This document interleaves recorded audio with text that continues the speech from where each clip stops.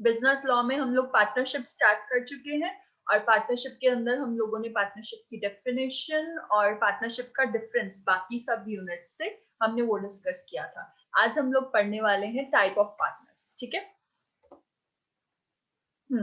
Kinds of partners करने वाले हैं हम लोग के पार्टनर्स कितने तरीके के होते हैं। ठीक है, सबसे पहला होता है एक्चुअल और ऑस्टेंसिबल पार्टनर। ठीक है, एक्चुअल पार्टनर कौन होता है? ही इज अ पार्टनर जो एक्चुअली आपकी पार्टनरशिप के लिए काम कर रहा है, जिसने पैसे भी लगाए हैं, जो actually day to day working में आपका पार्टिसिपेशन दे रहा है, जो बाकी के पार्टीज से, जो थर्ड पार्टी है जिसके साथ हमारी डील हो रही है, उससे डील भी कर रहा है। मतलब ऐसा कोई काम नहीं है पार्टनरशिप, हमारी पार्टनरशिप का, जो ये एक्चुअल पार्टनर नहीं कर रहा। ठीक है, जो भी पार्टनर ऐसा कोई भी काम कर रहा होगा जो हर एक पार्टनरशिप की एक्टिविटी को डील कर रहा है, वो एक्चुअल पार्टनर होगा। ठीक है, इतना क्लियर है? इतना क्लियर है सबको?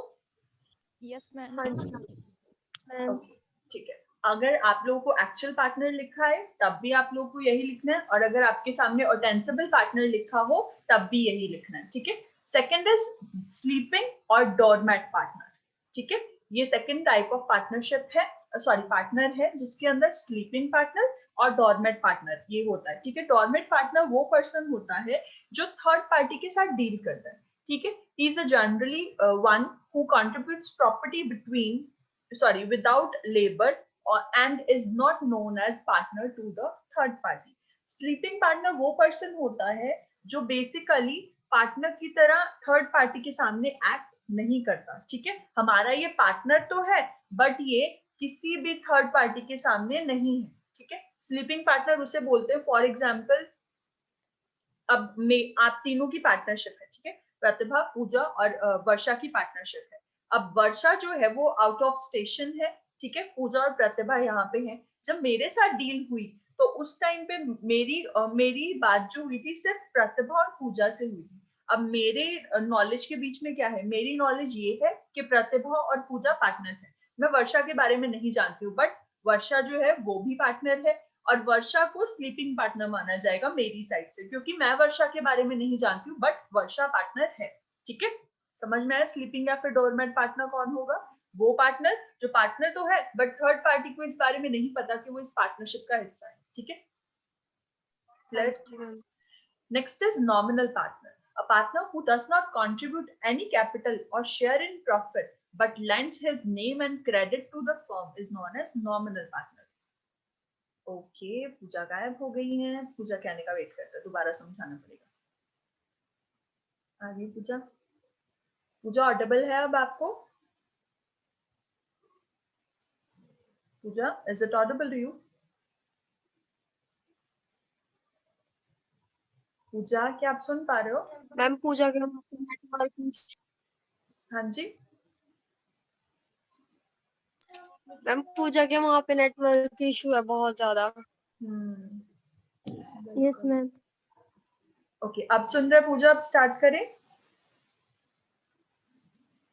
मैं इसलिए इंपॉर्टेंट करवा रही हूँ बिकॉज काइंड्स ऑफ पार्टनर सबसे इंपॉर्टेंट पार्ट है आपका। इसमें से आपका शॉर्ट आंसर टाइप क्वेश्चन भी आ सकता है और लॉन्ग आंसर टाइप भी आ सकता है। ठीक है, नॉमिनल पार्टनर की बात हो रही थी। नॉमिनल पार्टनर वो पर्सन होता है जिसने ना तो कोई पैसा आपकी पार्टनरशिप में कंट्रीब्यूट किया है, ना ही वो प्रॉफिट ले रहा है, बस उसने अपना नाम दे दिया कि मैं इस पार्टनरशिप का हिस्सा हूँ। ठीक है, बस उसके नाम के लिए उसको पेमेंट की जा रही है कि वो, फॉर एग्जाम्पल, अब आप तीनों की पार्टनरशिप है। ठीक है, बट मार्केट में लोग मुझे जानते हैं, तो आपने क्या किया? आपने मुझसे बात की कि मैं आप लोगों की पार्टनरशिप से जुड़ जाऊं।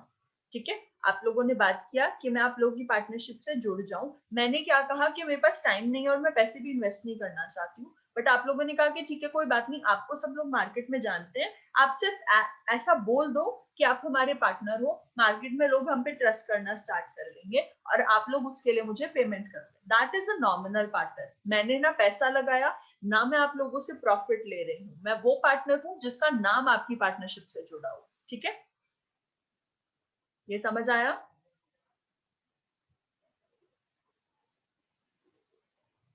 Fourth type of partner is sub partner. Sub partner वो होता है जब किसी पार्टनर ने अपना प्रॉफिट, सॉरी, एक ऐसे पर्सन को अपने पास रख लिया जो एज अ सब पार्टनर काम कर रहा है। ठीक है, फॉर एग्जाम्पल, मैं पूजा और प्रतिभा हम लोग जो है पार्टनरशिप में, ठीक है। अब इसके बाद क्या हुआ कि मैं यहाँ पे ज्यादा टाइम रह नहीं पा रही हूँ, मुझे काम की वजह से अलग अलग स्टेट में जाना पड़ता है, तो यहाँ पे काम करने के लिए दिक्कत आ रही है। तो मैंने क्या कहा, मैंने वर्षा को अपनी सब पार्टनर रख लिया, यानी जब मैं यहाँ पे नहीं होंगी तो मेरे बिहाफ पे वर्षा काम करेगी, ठीक है। वो होता है sub partner. Next is partnership in profit only. ये वो पार्टनर होता है जो सिर्फ और सिर्फ प्रॉफिट शेयर कर रहा है, ठीक है। इसने ना कोई काम करना है पार्टनरशिप के लिए, ना इसने किसी पार्टी से डील करना है, ये सिर्फ और सिर्फ प्रॉफिट शेयरिंग करेगा हमारी पार्टनरशिप में, ये वो पार्टनर होगा। क्या यहाँ तक सब लोगों को क्लियर है? मैंने 5 टाइप ऑफ पार्टनर्स करवाई, क्या सबको क्लियर है 5 type of partners? Ma'am third वाला मेरे को क्लियर नहीं है। नॉमिनल पार्टनर, हाँ जी मैम। नॉमिनल पार्टनर बेटा वो होता है जिसने कोई भी पैसा आपकी पार्टनरशिप में नहीं लगाया, ठीक है, ना ही आप लोग उसे प्रॉफिट दे रहे हो, पर क्योंकि उसका नाम बहुत ज्यादा चलता है। अब जैसे अगर मैं एग्जांपल ले लूं कि आप लोगों की पार्टनरशिप, अंबानी को सब लोग जानते हैं, ठीक है, जस्ट एक एग्जांपल ले रहे हैं, अंबानी को सब लोग जानते हैं। अब आप तीनों ने पार्टनरशिप किया, आपकी पार्टनरशिप के ऊपर कोई ट्रस्ट नहीं कर रहा था, मतलब कोई आपकी पार्टी से डील नहीं करना चाह रहा था। आपने क्या कहा, आपने अंबानी से बात किया कि आप सिर्फ ये अनाउंसमेंट कर दो, मतलब आप सिर्फ नाम के पार्टनर बन जाओ हमारे, आपको पैसा देने की जरूरत नहीं है, आपको कुछ भी करने की जरूरत नहीं है हमारी पार्टनरशिप में, आप सिर्फ हमारे साथ नाम जोड़ लीजिए कि हमारी पार्टनरशिप में आपका भी नाम आता है। तो उनके नाम की वजह से लोग सब ट्रस्ट करना स्टार्ट कर देंगे कि हाँ अंबानी के साथ पार्टनरशिप की है तो बहुत फायदा होगा, तो सबका प्रॉफिट चलना स्टार्ट हो जाएगा। जब आप किसी ऐसे पर्सन को अपना पार्टनर बनाते हो जिससे ना आप पैसा ले रहे हो ना उसे प्रॉफिट दे रहे हो, सिर्फ और सिर्फ उसका नाम जोड़ रहे हो अपनी पार्टनरशिप में, वो होता है नॉमिनल पार्टनर। अभी समझ आया nominal partner?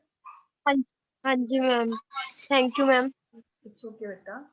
6th point is partner by holding out. Partner by holding out ये वो होता है जिसने कभी नहीं बोला कि वो हमारा पार्टनर है, पर वो सारे ऐसे काम कर रहा है जिससे ये पता चले कि वो पार्टनर है, ठीक है। यानी फॉर एग्जाम्पल मैं हूं, आप हो, प्रतिभा है और पूजा है, हम चार हूं। अब मैं आप लोग की पार्टनर नहीं हूं, पर आप तीनों की जहां पे डील हो रही थी मैं वहां पर आती हूँ, और आपकी थर्ड पार्टी जिसके साथ डील हो रही थी उसके सामने मैं ऐसे बिहेव करना स्टार्ट कर देती हूँ जैसे मैं आप लोगों की पार्टनरशिप का हिस्सा हूँ, ठीक है। तो इसकी वजह से क्या हुआ, वो थर्ड पार्टी को मेरा मेरा बात करना अच्छा लगा, उसने आपके साथ डील कर लिया। अब थर्ड पार्टी के लिए मैं भी आप लोगों की पार्टनर हूँ, तो मैं पहले आपकी पार्टनर नहीं थी, पर मेरे एक्ट की वजह से, मेरा इस तरीके से बिहेव करने की वजह से मैं आप लोगों का पार्टनर बन गई हूँ। इसे बोलते हैं पार्टनर बाय होल्डिंग आउट या फिर पार्टनर बाय एस्टॉपल, ठीक है। ये पॉइंट क्लियर हुआ, पार्टनर बाय होल्डिंग आउट या फिर partner bye estoppel.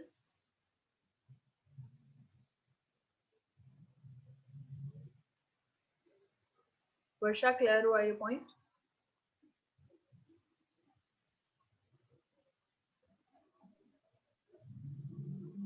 No ma'am. नहीं समझ आया? हाँ जी मैम। दोबारा समझा देंगे। ये एक राउंड टेबल है, यहाँ पे प्रतिभा है, यहाँ वर्षा है, यहाँ एक थर्ड पार्टी है जिससे आप लोग यहाँ पे डील करने के लिए आए, ठीक है। आप लोगों को डील करने में थोड़ी सी दिक्कत हो रही है, तो यहाँ पे क्या होता है, यहाँ पे पूजा आती है।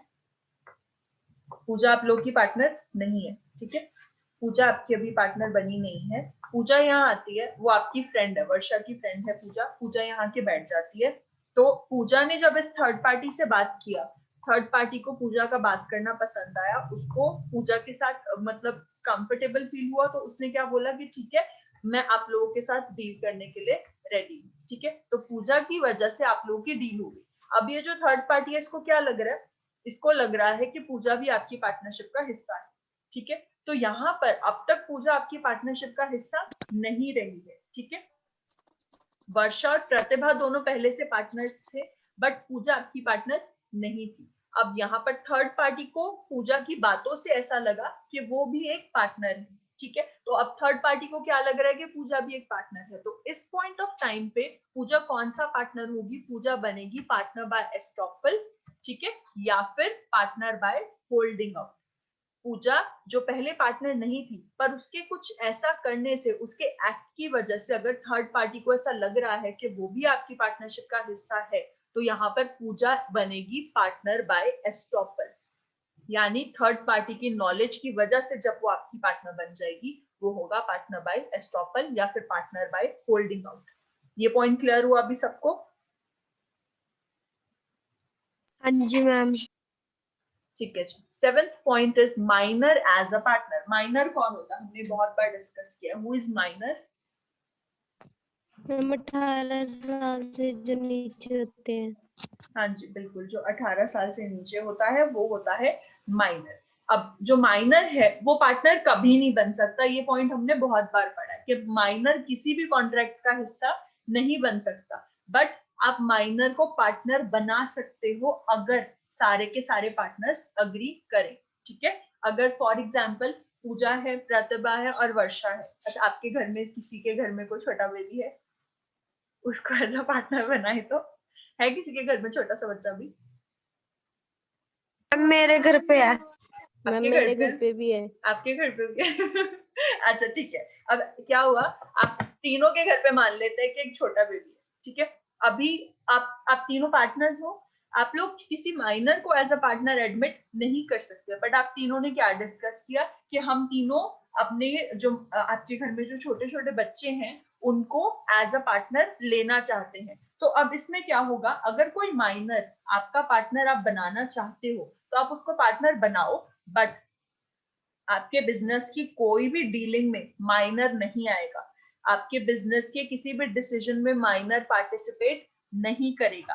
आप लोगों को माइनर से कोई भी पैसा लेने का अधिकार नहीं है, ठीक है। इसके अलावा जो माइनर है, अगर वो आप मतलब अच्छे से बिहेव नहीं कर रहा है या फिर आप लोगों का बिजनेस डूब रहा है, तो माइनर से आप लोग पैसे नहीं मांग सकते। यहाँ पे माइनर को क्या फायदा होगा? माइनर को सिर्फ ये फायदा होगा कि आप अपने प्रॉफिट का हिस्सा माइनर को दोगे, ठीक है। अगर आप किसी माइनर को अपना पार्टनर बनाते हो तो आप लोगों को उसको प्रॉफिट का हिस्सा तो देना पड़ेगा, पर आप लोग माइनर से कुछ भी नहीं मांग सकते उसके बदले में, ठीक है।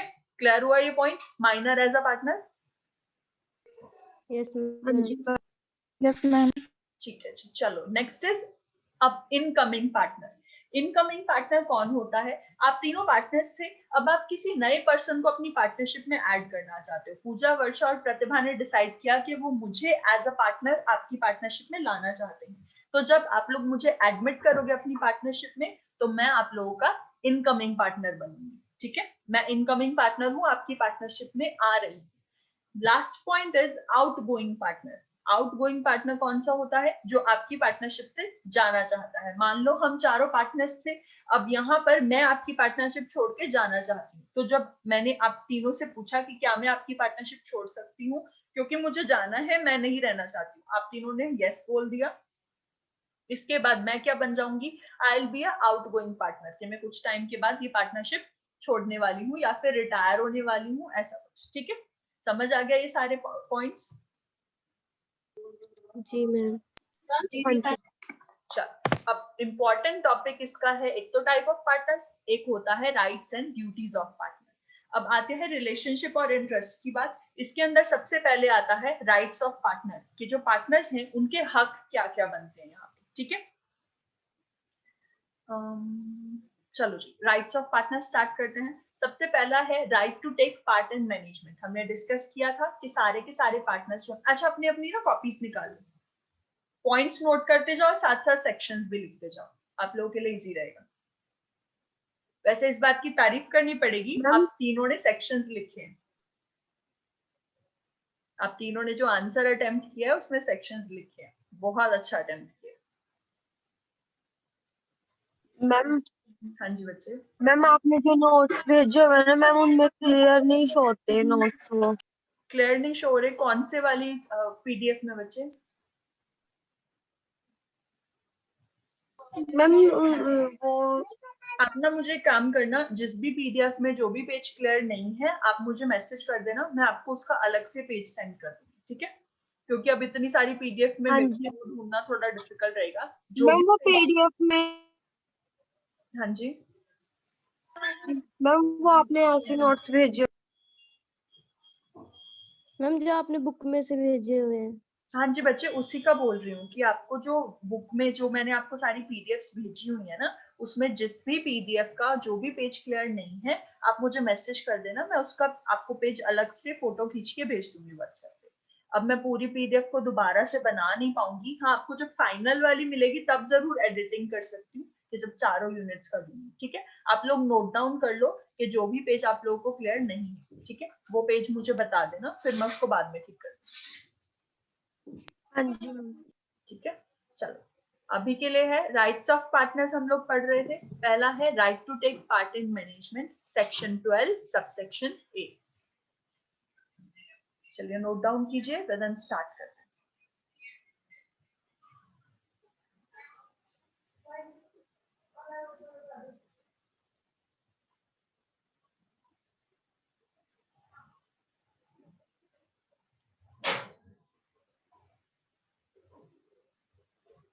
हो गया नोट डाउन, स्टार्ट करें। Yes ma'am. चलो जी, फर्स्ट Yes, है ma'am. Right to take part in management. Right to take part in management का मतलब है कि जो आपके पार्टनर्स हैं, हर एक पार्टनर के पास ये हक होता है कि वो मैनेजमेंट डिसीजंस में पार्टिसिपेट कर सकता है, क्योंकि सबके सब जो हैं उन सब ने पैसे डाले हैं बिजनेस में, वो सबके सब डिसीजन मेकिंग के लिए उनके पास हक है उस चीज का। ठीक है, तो right to take part in management, section 12 subsection A. Next point is right to consulted, right to be consulted, section 12 subsection C।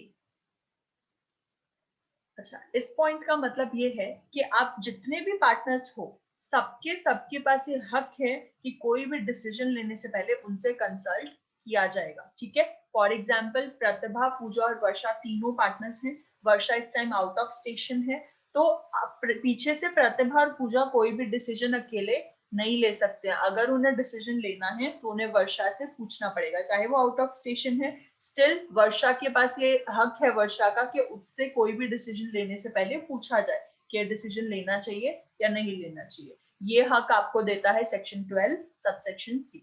ठीक है, next point is right of access to accounts.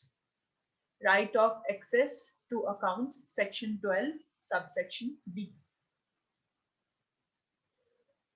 Section 12 subsection D आपको ये हक देता है कि अगर आप किसी पार्टनरशिप का हिस्सा हो, आप पार्टनर हो, तो आपके पास ये हक है कि आप किसी भी टाइम कभी भी आपके अकाउंट्स को चेक कर सकते हो। आपको आपके अकाउंट्स चेक करने से कोई भी मना नहीं कर सकता। ठीक है, next is right to share profit. Right to share profit, इसका सेक्शन है section 13 subsection B. Section 13 subsection B आपको ये हक देता है कि जब आप किसी भी पार्टनरशिप का हिस्सा बने हो, आप पार्टनर हो, तो आपको प्रॉफिट शेयरिंग राइट्स हैं, आप प्रॉफिट शेयर कर सकते हो। आपको पार्टनरशिप में होने वाले हर प्रॉफिट का हिस्सा दिया जाएगा, चाहे वो छोटा है चाहे बड़ा है, डज नॉट मैटर, बट आपको प्रॉफिट का हिस्सा जरूर दिया जाएगा क्योंकि आप पार्टनर हो। अच्छा, अब अगर आपकी कोर्ट के अंदर ये केस जाता है, आप तीनों पार्टनर्स हो और वर्षा आपको प्रॉफिट देने, वर्षा को प्रॉफिट आप दोनों नहीं दे रहे हो, तो वर्षा किस सेक्शन के बिहाफ पे जाके कोर्ट में केस लड़ सकती है?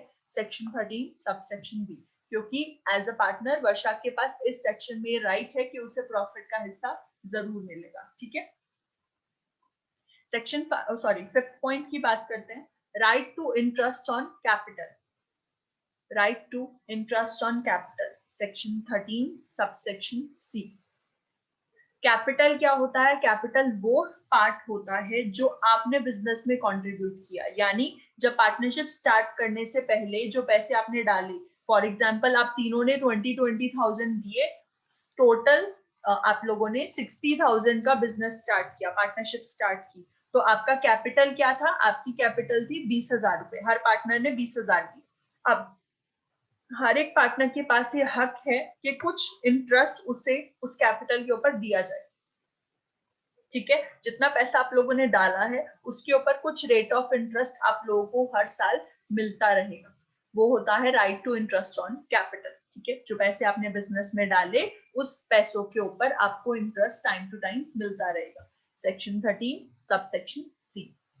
6 पॉइंट की बात करते हैं, right to interest and advances. Right to interest and advances का मतलब है कि आप लोगों को हर एक चीज का इंटरेस्ट जो भी आप लोगों ने पार्टनरशिप में डिसाइड किया है वो मिलना चाहिए। और एडवांसेस का मतलब यहाँ पे ये है कि अगर आप कुछ पैसा एडवांस में निकालना भी चाहते हो पार्टनरशिप से तो आप निकलवा सकते हो। बीइंग अ पार्टनर आपके पास ये हक है सेक्शन 13 सबसेक्शन डी के अंदर। ठीक है, okay. 7th point is not so important. 8th point करते हैं, right to use of partnership property. Right to the use of partnership property section 15। Section 15 आपको ये हक देता है कि आप जब पार्टनरशिप का हिस्सा हो तो पार्टनरशिप की कोई भी प्रॉपर्टी को आप इस्तेमाल कर सकते हो। फॉर एग्जांपल, आपने पार्टनरशिप की तीनों ने और आप लोगों ने ऑफिस के काम के लिए एक कार भी खरीदी। ठीक है, अब वो जो कार है वो आपकी पार्टनरशिप की प्रॉपर्टी है। ठीक है, अब सेक्शन 15 ये बोलता है, सेक्शन 15 ये बोलता है कि आप लोग अपनी पार्टनरशिप की प्रॉपर्टी को इस्तेमाल कर सकते हो। तो वो जो कार होगी जो आपकी पार्टनरशिप की प्रॉपर्टी है उसको चाहे आप तीनों में से, आप तीनों पार्टनर्स में से कोई भी इस्तेमाल कर सकता है। ठीक है, जरूरी नहीं है कि अगर पार्टनरशिप के लिए वो कार खरीदी गई है तो सिर्फ वर्षा उसको यूज करेगी या फिर सिर्फ प्रतिभा यूज करेगी या फिर सिर्फ पूजा यूज करेगी, नहीं, तीनों यूज कर सकते हैं। Next point is partners authority in an emergency. ठीक है, अगर कोई इमरजेंसी केस है, कोई इमरजेंसी सिचुएशन आ गई है तो वहां पर अगर किसी भी पार्टनर को कुछ भी सही लगता है तो वो डिसीजन वहां पर ले सकता है, क्योंकि वो अपनी पार्टनरशिप, क्योंकि वो आपके पार्टनरशिप का हिस्सा है और इस टाइम इमरजेंसी सिचुएशन है और कोई रास्ता नहीं है, तो वहां पर सेक्शन 21 के अकॉर्डिंग वो पार्टनर अपनी अथॉरिटी का इस्तेमाल कर सकता है। ठीक है, फॉर एग्जाम्पल कि अगर अभी इसी टाइम पे कोई डील चल रही है, वो डील अगर नहीं होगी तो बहुत बड़ा नुकसान हो जाएगा आपकी पार्टनरशिप को। और वर्षा और प्रतिभा जो है यहाँ पे अवेलेबल नहीं है, सिर्फ पूजा यहाँ पे है। तो पूजा के पास ये सेक्शन 21 राइट देता है कि इमरजेंसी के केस में पूजा डिसीजंस ले सकती है, अपनी अथॉरिटी का इस्तेमाल कर सकती है। और बाद में फिर अपने पार्टनर्स को उसे कन्विंस करना पड़ेगा कि इस तरीके की सिचुएशन थी, अगर मैं डिसीजन नहीं लेती तो हमारे हाथ से बहुत बड़ा कॉन्ट्रैक्ट चला जाता। ठीक है, तो सेक्शन 21 आपको ये हक देता है कि आप इमरजेंसी में इस्तेमाल कर सकते हो। 10th point is no new partner to be introduced. आपके पास ये हक है कि अगर आप चाहो, वर्षा बेटा माइक म्यूट कर दो।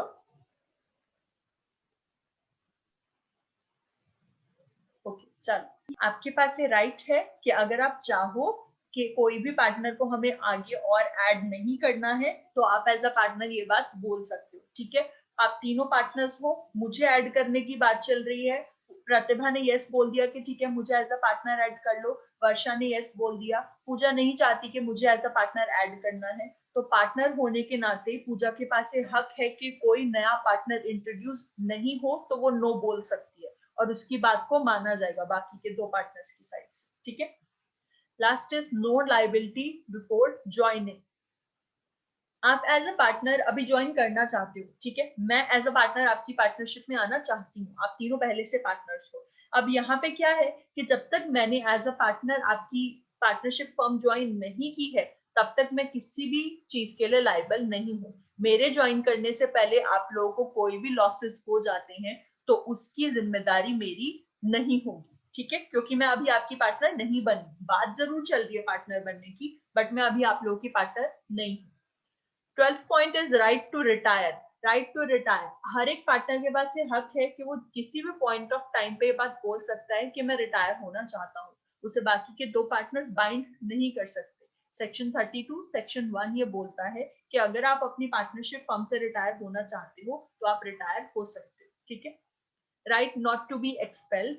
Right not to be expelled होता है section 33 1। Every partner is entitled to remain in the firm subject to an agreement one partner can not compel another to leave the firm. इसका मतलब ये है कि आप तीनों पार्टनर्स हो, आप प्रतिभा को और पार्टनर नहीं रखना चाहते, ठीक है, आप प्रतिभा को अपनी फर्म से निकालना चाहते हो, तो आप ऐसा नहीं कर सकते हो। प्रतिभा जब तक चाहे तब तक आपकी फर्म का हिस्सा रह सकती है, अगर आपने उसे एक बार पार्टनर बना लिया तो, ठीक है। चाहे आप कितना ही बोलते रहो, प्रतिभा को प्रेशराइज करते रहो कि पार्टनरशिप छोड़ दो, वो नहीं छोड़ेगी जब तक उसका खुद का मन नहीं है, ठीक है। आप लोग उसे फोर्स नहीं कर सकते, right, not to be expelled, यानी प्रतिभा को किसी भी तरीके से जोर जबरदस्ती से पार्टनरशिप से नहीं निकाला जा सकता। 14 point is right to carry on competitive business. अब इसका मतलब ये है an ongoing partner has a right to carry on business similar to that of the firm. अगर आप तीनों की पार्टनरशिप फर्म चल रही है चॉकलेट की, ठीक है, आप तीनों ने चॉकलेट की बिजनेस चलाया हुआ और पार्टनरशिप फर्म है आप तीनों की। अब वर्षा अलग से भी अपना एक बिजनेस चलाना चाहती है चॉकलेट का, ठीक है, तो वर्षा के पास ये राइट है कि वो अपना खुद का अलग से बिजनेस भी स्टार्ट कर सकती है, ठीक है। आप तीनों पार्टनर्स हो, आप डिसीजन लेने के टाइम पे एक दूसरे से पूछोगे जरूर, पर अगर वर्षा अपनी पर्सनल लाइफ में कुछ भी करना चाहती है तो उसमें बाकी के पार्टनर्स का कोई रोल नहीं है। अगर वो सिमिलर बिजनेस चॉकलेट का ही बिजनेस स्टार्ट भी करना चाहती है अलग से पार्टनरशिप के अलावा, तो वर्षा कर सकती है, ठीक है, प्रतिभा और पूजा उसे नहीं रोक सकते। लास्ट राइट है right of ongoing partner to share subsequent profit. आपका जो भी आपके ऑनगोइंग पार्टनर्स हैं, जो इस टाइम पे आपके पार्टनर्स हैं, वो उनके पास हक है कि वो जो भी प्रॉफिट उस टाइम पे आ रहा है वो उसको शेयर करते जाएंगे, ठीक है। नेक्स्ट है ड्यूटीज। ड्यूटीज ऑफ पार्टनर हम लोग नेक्स्ट क्लास में करेंगे। आज हम लोगों ने सिर्फ राइट्स ऑफ पार्टनर और टाइप